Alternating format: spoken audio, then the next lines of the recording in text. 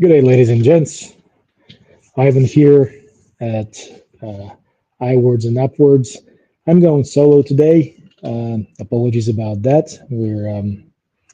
We all have things happening in our lives, and Ruby Sleepers is taking a day off, which is absolutely fine. And I hope that everything goes well for her.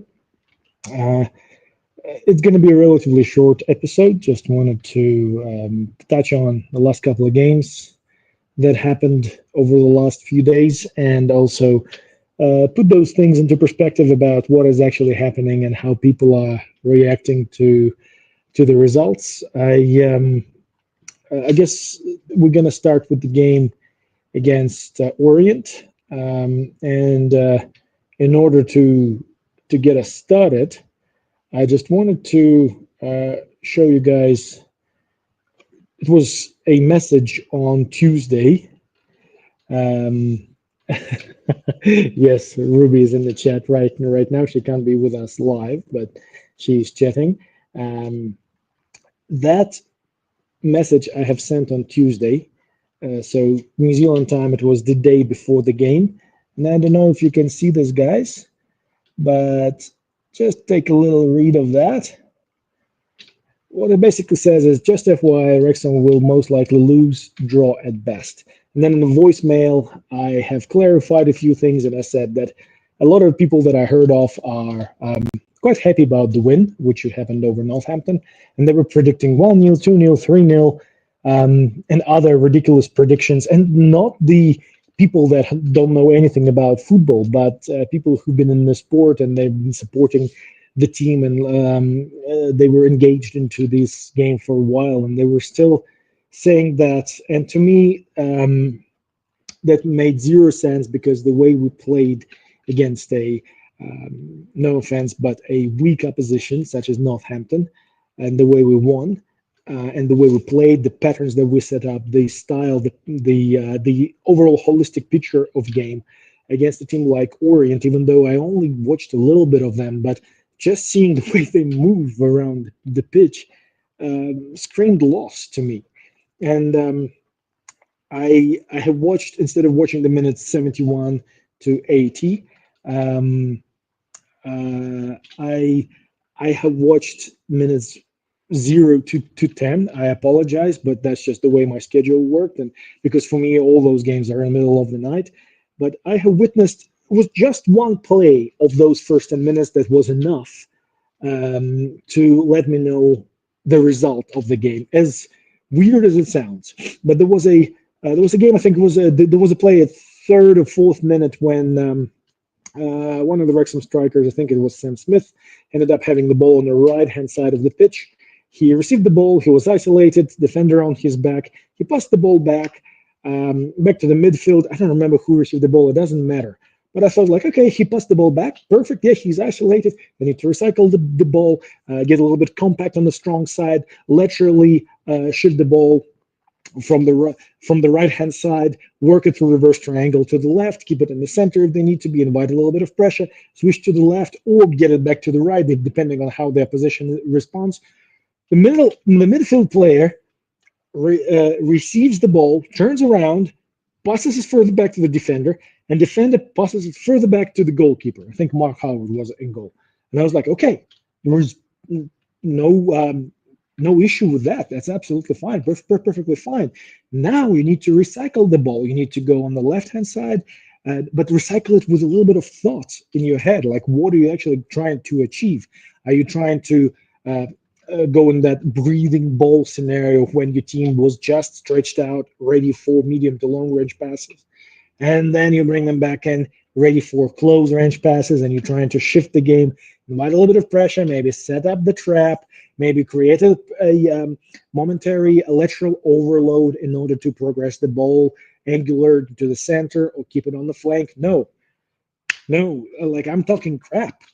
Mark Howard receives the ball, and either him or center back just boots it up, and Wrexham loses the ball. So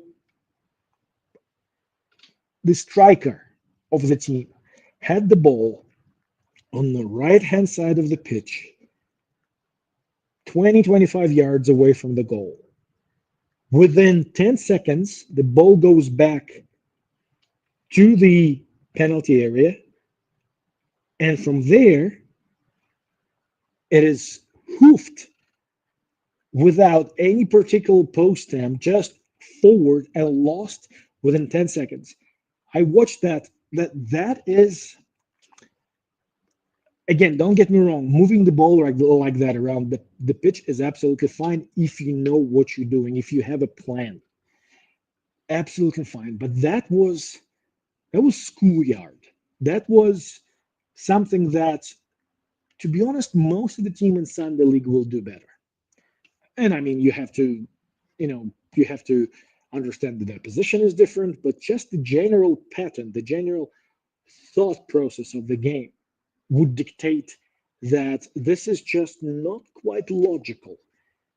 Again, not any particular isolated part of that game, but the overall situation that had happened, that had unfolded.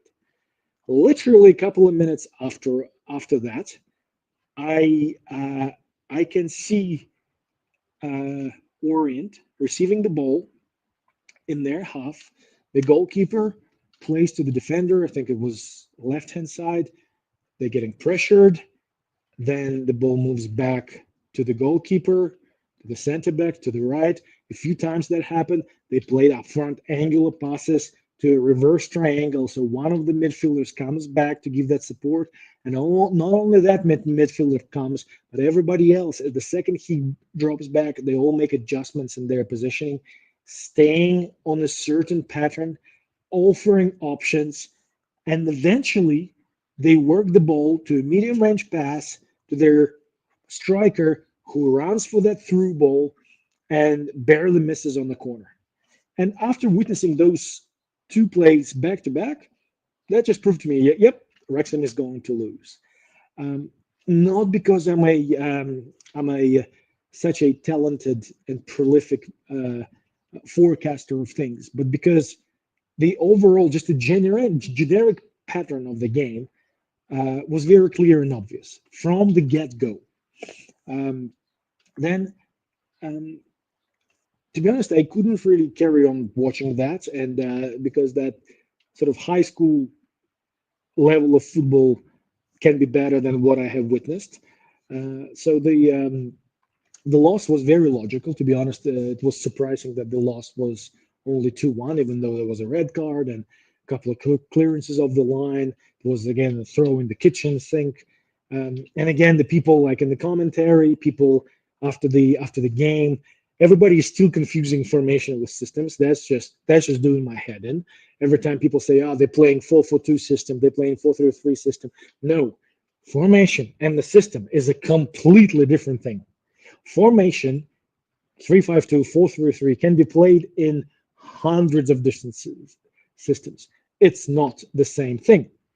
And after today's loss, sorry, after today's, which it could have been a loss to be honest, to Mansfield, um, when Parkinson comes out and says we played excellent, we looked excellent. I looked at the game and they tried to move the ball around on the ground a little bit more, but the reactionary changes that were made were so that the people literally improvised on the spot. Like I watched only like maybe 5 or 6 minutes of the game today, and I scrolled through.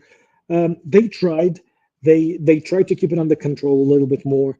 Mansfield was a far weaker opposition, and to be honest, it was a little bit like Northampton. I watched this game and I thought that this is not true representation of the league. First of all, the Mansfield looked down.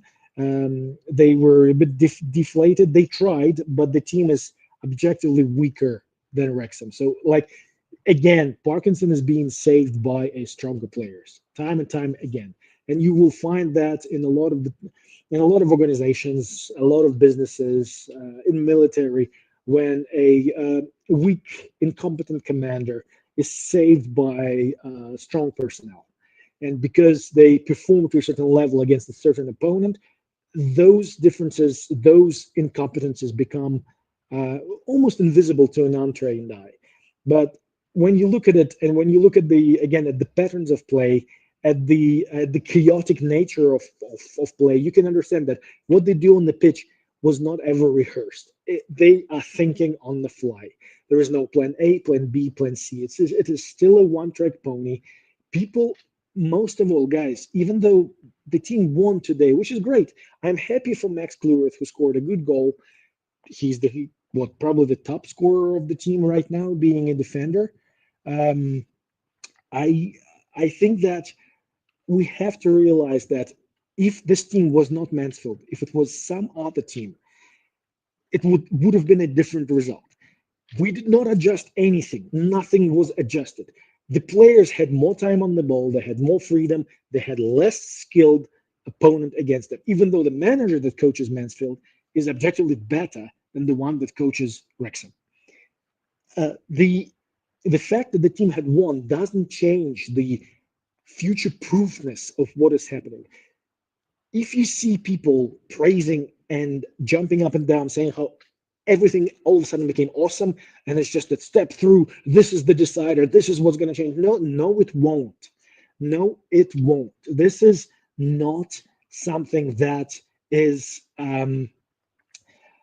all of a sudden prolific and all of a sudden a complete game changer. This is just a game against a weaker opponent, again, riding the luck, trying a few things like keeping the ball on the floor, on the ground, trying to recycle. But again, you see passes for the sake of passes quite a lot, and there's nothing wrong with that.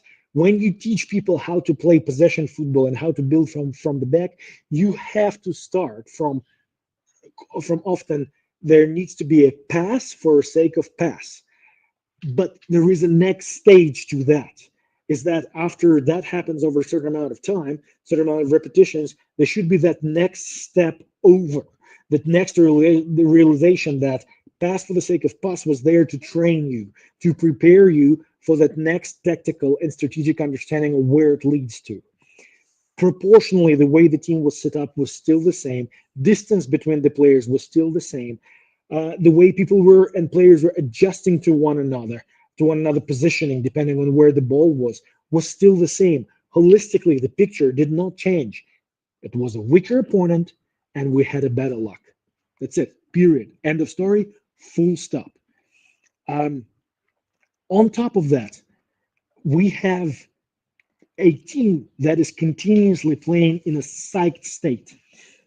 We have injuries. Andy Cannon got injured this time. Akonko was injured before. Callum Burton was injured before. And I will talk about Marriott and this whole situation that happened a long time ago with that. Um, Parkinson is a what's called a motivator coach. That is a coach who relies on a temporary burst of energy achieved through a mental stimulus. When people are playing in a psych state, they are risking high rates of injury. They are risking bad decision making. They are risking um, short short attention span, so to speak. Looking at the feedback that he gives the players from the videos, from the interviews, um, and other channels, other sources of information, repeating the buzzwords of you have to be stronger, you have to run faster, you have to play better, professional, organized, all the buzzwords. That is not a feedback of a highly tactically savvy coach or any kind of person who understands, um, again, the longevity of the game, what it takes to create a long-lasting patterns and the future proofness of the system. We are one trick pony. Doesn't matter what opponent we play. The system, the lack of system, there is no system. The approach is the same. There is no adaptability on the fly. There is no adjustment when things go wrong. I I think that um, the pressure that Parkinson, and not I think I have played through that. When you are being pressured like that, psyched up, all you're going to do is you're going to burn out. You will play for a game two, three, and then your performance is going to dip. And that's why what we're seeing with Wrexham is up and down, win, loss, draw, win, loss, draw. no consistency, no predictability. One player shines this game, next player shines that game. There will be a player that shines 5 games in a row, and then the player fades away, gets injured, gets what they call double teamed, or whatever. It's all very logical. Is because everything is based on individuals. There is no, like I was saying before, there is no X factor. It's all based on individual decisions, individual performances, and it's not replicable. The best time the players have when they come into this team is when they knew before they being Parkinized, is when they play the way they used to play in other teams, when they have that fresh approach to certain things, when they do what they are intrinsically trained to do before they turned into that dinosaur hoofball that we're seeing. And then when we see a drop off, that happened with Matty James, that happened with a lot of other players. That's just what happens. And it's very standard. That happens with a lot of those motivator basic coaches that we see in old school football. The way the chemistry is achieved in those teams is that by playing the same 11, 12, 13 players through training sessions, through games, through cup games with minimal changes. The chemistry is not achieved through deep understanding of the tactical and strategical model and how plan A flows into plan B and how system adapts depending on certain triggers on the pitch. No, the system, the the chemistry is achieved through um, people playing together for a long period of time. And for example, what Ruby is saying right now, if we get to Wembley, will that impact an environmental impact of our performance? Yes, the pressure will help a certain player depending on where on the chemical balance they are. If they are not particularly psyched right now and they have more space to go, they will get better for that particular game. But if they are already at the peak of they will run out of and then they crash and they get injured and they get a flat performance because your nervous system can only take that much stimulus. Okay, and then injury happens, bad performance happens, conflict within the team happens. Then you have the situations when player like Mullen is barking at other players, maybe at Parkinson. Who knows? Maybe he's injured, but he's not injured.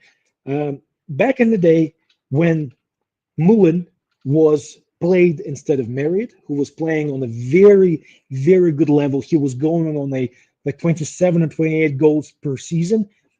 And when you have that player being dropped, and another player who's the superstar, doesn't matter who, that player starts instead of him, that is a huge red flag.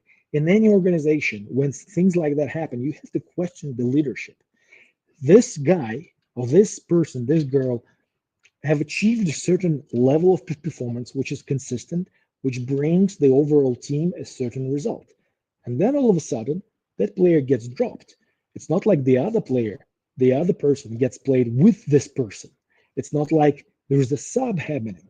It's you are sitting down because the other player is up. If I'm a point man and I'm walking the point and I'm doing a good job, and then you bring somebody else instead of me because you say that last year this guy was a better point man than you, the entire section, the entire squad will be questioning that decision.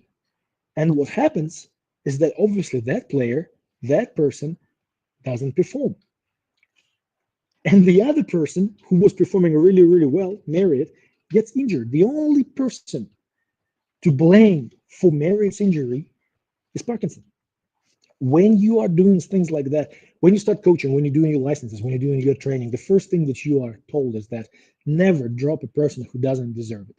For whatever reason, you can do a halftime sub.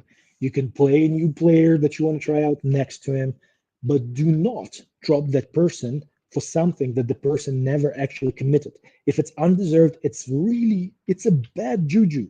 It's something that will bring a lot of bad bad energy and bad luck to the team. It's as weird as it sounds, it works every time. And people who deal with that in various sports, they know that. Then all of a sudden you have an injury. Then all of a sudden you have a conflict within the team. And from there on, Merritt is out injured. Mullen is not scoring. Palmer, who should have been dropped back in National League or League Two, all of a sudden, well, everybody was praising him, and then over 10 games, 15 games, how many games did it take to understand that that guy is not up to speed, especially with this model that Wrexham is playing? If you are a competent person who looks just a half, it's not even a step, half step away, those things are visible straight away. They're not even visible. They are screaming in your face. Um, to ignore that is irresponsible. It's simply irresponsible. Being saved by third budget or second budget, biggest budget in the league, being saved by amazing players who are a lot better than pretty much every other team's players is one thing. But if you had a coach who would bring that X factor and set the team a step above, this team should be second to Birmingham, period. No questions asked. That's what instead we have this mad roller coaster of psych team who is consistently either burned out or on the verge of breaking. Um, why they choose that approach is very much hard to understand. Maybe for a Hollywood kind of a scenario, um, the the anybody, and I mean it, like Ruby, if you're watching right now, if you learn a bunch of buzzwords, you can step in and coach this team. As a matter of fact, this team would be doing better without a coach. Better. What they're doing right now on the pitch does not require coaching. Does not. They are taught that from 5, 6, 7 years old. They can do what they do right now. No, no questions asked. You don't need anybody to be on the sideline to do that. The the thing is that with Ollie Rathbone, for example, and other players who shine for a certain time, like Barnett, for example, like Marriott, is that Parkinson has this really amazing talent of, first of all, making everybody look equally poopy. And second of all, if somebody shines for a little while, then they're going to drop off because he doesn't rotate them. They are, like you said, they are ran into the ground. Because when, the way you should rotate your team is that you you rotate, you swap players around even when they're doing well. And that's absolutely fine because a system, what it does is it creates the opportunity for anybody to step in and carry on the shoulders of a previous guy. So if Rathbone is doing so well for the second half of the game, the other players they can step in and do the same job if they know what they are doing, if they're not deciding on the go, on the fly every time they play. And that's exactly what is happening. That's why people are so slow on the ball. That's why the patterns of the play is so unpredictable, apart from the hoofball, apart from that. The a lot of people talk about sexy football. They talk about how sexy football doesn't really matter and how this football that we're playing right now is doing the trick and it doesn't matter as long as, well, first of all, if this team gets promoted, that will be the worst thing ever, and I spoke about that before. But what sexy football means is um, it's versatile, adaptable. It's a higher level, fit for purpose, depending on their position, type of play. It's it's a philosophy. It's not just the style of play. It's a philosophy. It's it's the philosophy. It's the approach to the game that enhances the effectiveness in multiple ways, in many ways. It enhances the effectiveness of the team, of each individual player, and it gives you the opportunity to adapt to the opponent. That the team that plays sexy football can switch the style of plays. It can go from, for example, counter attacking to pressing to direct play. It can handle different types of opposition. You literally become harder to kill, harder to neutralize, because that gives you that extra gear every time. It gives you that wider left and right of arc, and you can dictate the play. The fact that we everybody's saying it like it's normal. It's all about the reaction. Next game, it's all about the reaction. No, no, it's not about the reaction, guys. It's not about the reaction. It's about the planning. It's about the preemption. You should never be reacting up unless you really, really have to. You should be on the front foot. You should make the other team react. It doesn't matter whether this game or next. It's if you are reacting, if you lose this game and you have to win next game because there is a reaction, that's not the way you need to approach it. That's not a long-term sustainable philosophy. Why is everybody just accepted that as a norm that you have to react? It's beyond reasonable understanding. If you have one of the biggest budgets in the leagues, if you have a decent coach, you should make other teams react to you after their poor performance in the previous game, not the other way around, being a one trick pony all the time. And every time you react, all you do is psych them up even more and cause another injury. You Through sexy football, you are maximizing players' individual strength. And that entity of the teamwork becomes richer because the stronger the players are, the more the combined effort is shining. If you you got to understand that the fluid intelligence system allows players to express themselves. First, you learn the system, you learn it in a very rigid way. You understand each and everybody's roles. And then once you get to a certain level, you start improvising within the system. That's the next step above. But it takes time. He's in charge for 3 years now. For 3 years. And all we do is get certain players who are not good anymore because they cannot produce enough moments of brilliance. We push them away, we bring new ones in, and we'll watch them and say, come on, do something. There is no, like, the strikers are completely isolated. Midfield is gone. There is no consistent patterns of the game. Strikers have no idea how the balls are going to be delivered to them, apart from those hopeful hoof balls. But everybody's looking at them, especially the head coach is saying, come on now, do something. Get that ball, dribble around five people and score. Why can't you do it? Because you suck. We need a better player now. Ultimately, that boils down to that. Um, we are not performing cohesively as a whole because we are very much a play what you see kind of a team. The There is no inherited, learned, instinctive response to every single stimulus. You know how you have immediate actions on a certain contact? Same with the football team, with any kind of team. You have immediate responses, immediate actions, immediate reactions. They need to be drilled and there need to be multiple. Like, we need to only play one style and do more and better of that particular style. Yes, that's how you fail in long term because you start like that. I understand. I understand. You start from that. You start from learning one basic style and you apply it all the time. You get really good at it, but that's basic. That's why I called Parkinson basic primitive coach so many times. Is that yes, you learn the basic. Cool. That's one level. You got to start building onto that. Once you get that core going, there's more layers. And that's how you get versatile. That's how you get unpredictable. Unpredictable.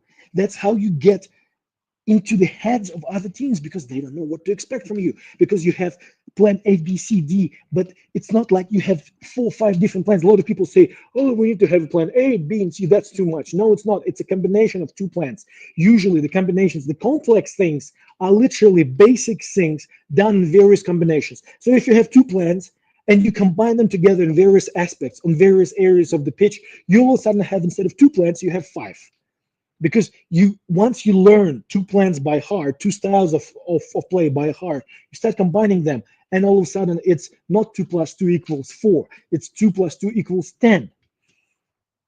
I You just have to understand that uh, just like I said before, the when the synergy, the X factor appears through smart, borderline instinctive coaching, you have that extra synergetical power that is more than a sum of all the elements of the equation. Uh, Sparky is not afraid of. It's not about being afraid of losing. It's about the level of competence through tens. Oh, not tens. He was in charge of what 5, 6 teams through 20 years more. It's the same thing. He showed the same style all the time. No changes whatsoever. This is just the one lane train, one trick pony. This is just the way he does it. And the fact that the owners, the organization just keeps on bringing in better players on the plate just goes to prove that there is no development. The beauty of a really good coach is that you take trainable, coachable, mediocre players and you create something special with them. If you take, he right now holds the team back. He's got amazing players, but the way he manages them, the way they play worse than they can. A lot worse, guys. A lot worse. Why is that not clear? Why can't people see that? Is very, very interesting. It's just the way he does things.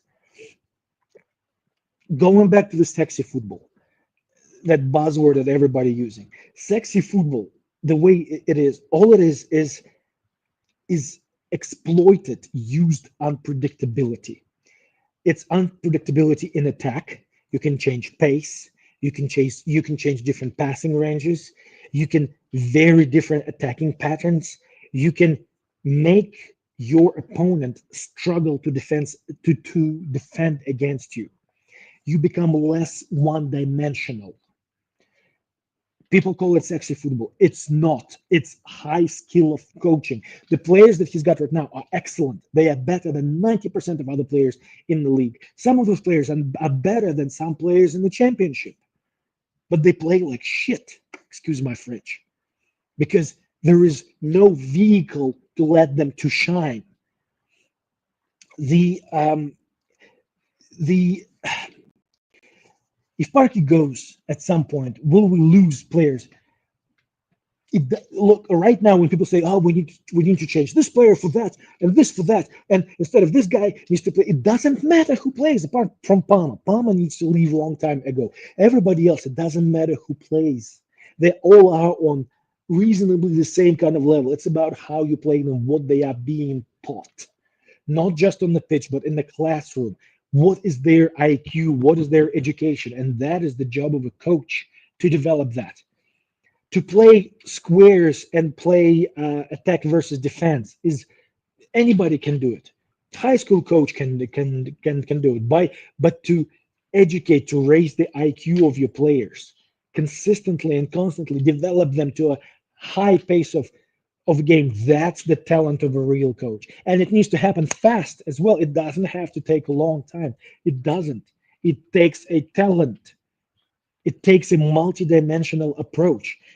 And with that, when the team starts playing like that, when you develop those players and you enhance that versatile way of playing, that pattern or multiple patterns that team utilizes, you increase the entertainment factor at the same time. Fans love it. They it it's engaging. Instead of watching players passing from opposition box back to their own box and then hoofing the ball, you all of a sudden have something that creates a positive atmosphere that raises the morale. It overall it improves the brand of the club. Um, Max Kluwer, the major development, the major patterns of development when it comes to skill, they come from a youth training program. What we have with Max Kluwer is the fact that he's being played, he's been given a lot of minutes, and he's been given a lot of opportunity to play. And the guy is naturally talented and a hardworking individual surrounded by very strong players who played in the Champions League like O'Connell, who played in Premier League, who played on all sorts of different levels in competition, and they are coaching him. He is faster than them, he is fitter than them, and he is now getting to the point when he can think for himself. He becomes stronger, faster. He's growing. He's a growing player. But I can argue that if he was surrounded by a more talented, more shining coaching staff, he would be even better than what he's right now. It's it's that it's just like I said before, the team, the players who are playing on the pitch, they doing the job of a coach, essentially. This team, again, I repeat myself, it does not need a coach the way they play now. It can get away with a player coach, which used to be a big thing back in the day. And for precisely that reason, with what's called again sophisticated, call it as you wish, maybe sexy football, whatever you want to call it, there is a certain sustained success that comes along with that. It's not just a one-off win. It's not a win against a weaker team and a loss against a stronger team. It's not just psyched up performance like once in a lifetime against a stronger opponent and you hold a draw like against Birmingham. It's the sustained, make it easy kind of a season. A good sign of a good team is that they make things look easy. Wrexham make things hard, ugly hard, ugly hard. The wins are ugly. A team that that's deserving promotions needs to make things look easy. Not all the time, but at least half of the time, preferably 80% of the time. We make things ugly hard, ugly hard. It's just and that what sexy football is sexy football is sustainable success, sustainable, constant, continuous, repeatable, replicable success, where you can be absolutely okay with a person getting sick and somebody else is playing without a drop off or a change of scenario. The sexy football again, like I'm just talking off, like that's just the top of my mind, like I can go deeper into that, but the ability to play and to dictate the tempo through different aspects of passes, formations, going tighter in one area, playing quick passing attacking football or medium range pass, setting up certain traps, and inviting people in a designated area of press, that gives you game control, momentum control. You know how they always say they took the sting out of the game. Yes, it's because you let them do that. When you control the momentum, when you have better players, and we do, Wrexham has better players than most of 95% of other teams. If you play systematic, pattern like approach, you will be able to connect and to control the momentum shifts. You will be in charge of that. It gives your team an authority over games, authority over matches, not a lucky individual moment of brilliance performance, but authority because you are in charge of that dynamics of how the game develops. Obviously, it doesn't happen all the time, but it for a team that is fighting for a promotion, that needs to be a standard. There are games when it goes subpar. There are games when you perform better, but it shouldn't be a roller coaster. It should be more or less even kind of a ride, smooth sailing. You always need to make things look easy. You gotta make things look easy. Smooth is fast, fast is smooth. Yeah. So that's just one of those things that are absolutely a must when it comes to future proofness. You gotta understand when you need to use that extra little bit that you have left in your tank, those extra 20, 15%. With sexy football at the same time comes higher tactical intelligence, fluid system, changeable system, adaptable system, provides for a better understanding of space and movement. It provides for faster decision making. It provides for overall, across the board, higher footballing IQ. Just because, just like I said, the team as an entity has a higher performance rate and a higher IQ than each individual element of that system. That's what it does. From that, you have a better squad rotation and depth management. You can do that. You can manage. You don't have to replace players when they perform. You can replace players. Sorry, not, you can rotate players when they perform well. That's the whole point. If your player performing well, you can still sub them off, but in a sustainable manner, not like Marriott was dropped off and Mullen stepped in. No, not like that. But if the player performs well, it doesn't mean that you have to run him into the ground. No, you can still rotate. You can still manage. You can still make sure that they are ready for a long marathon of the season. And that, after a few games of the season, gives you a psychological edge over your opponent because the opponents, they study you and they understand. Don't matter who is fit to play, don't matter who is sick today or injured, that team will possess the same qualities that they always do. Doesn't matter who is playing because they know what they're doing.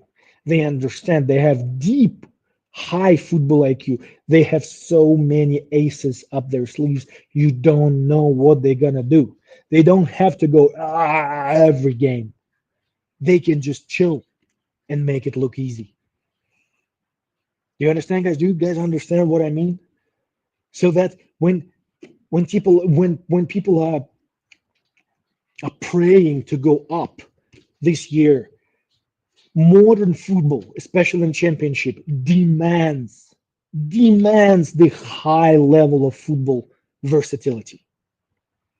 Every decent team, not even elite team. I'm not talking about PL. PL is a completely different conversation.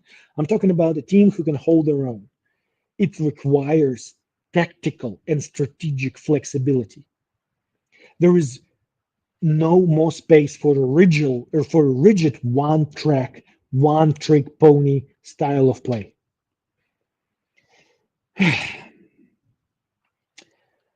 There's so much more I can talk about, guys. There is hopefully there will be a very interesting guest apart from Ruby. Ruby is like I wish she was online right now.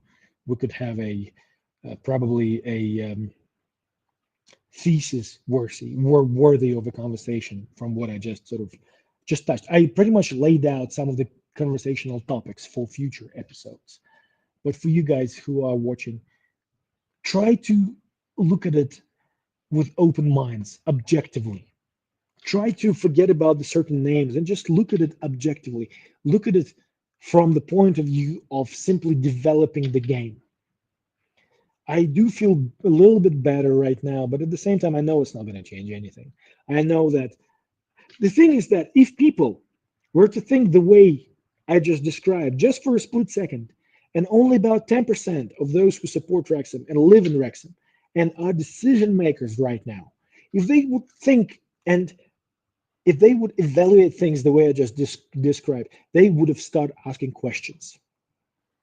They would have started pressuring and pushing coaching staff and team into the next level.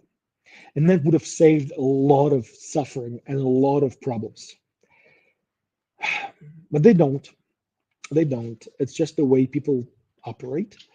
Um, start thinking critically, guys. It's not about only wins or losses. It's not.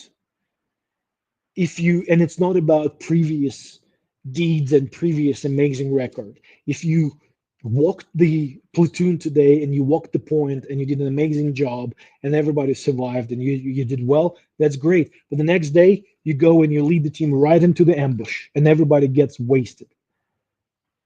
What's the point? What is the beauty of your previous record? There is none.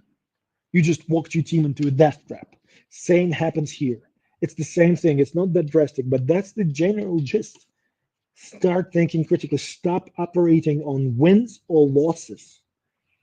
You need to ask for better decision making that provides for longevity. It's okay to lose.